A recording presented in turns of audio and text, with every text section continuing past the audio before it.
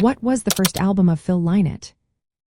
If you are curious about Phil Lynott's musical journey, you might wonder what his first album was.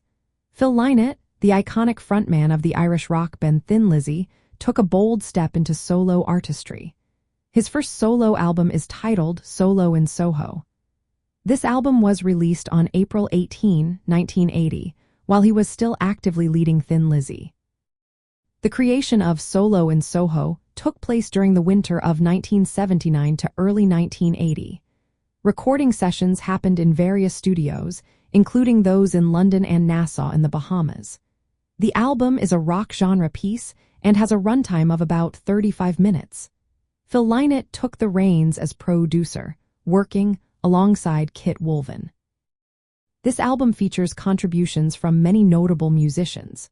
Current and former members of Thin Lizzy, such as Scott Gorham, Brian Downey, Snowy White, and Gary Moore, lent their talents to the project.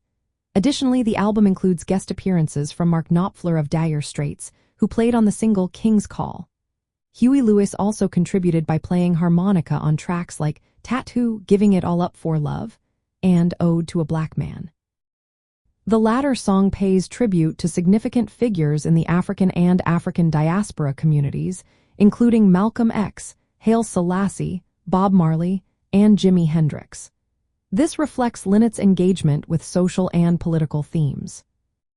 Solo in Soho includes singles such as Yellow Pearl and King's Call.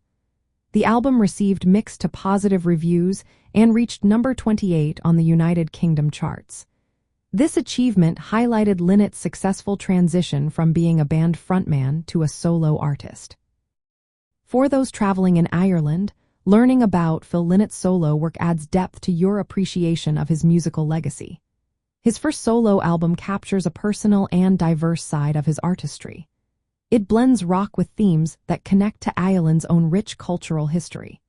Visiting locations related to Lynott and Thin Lizzy can enhance your experience of his music and its roots in Irish identity and storytelling.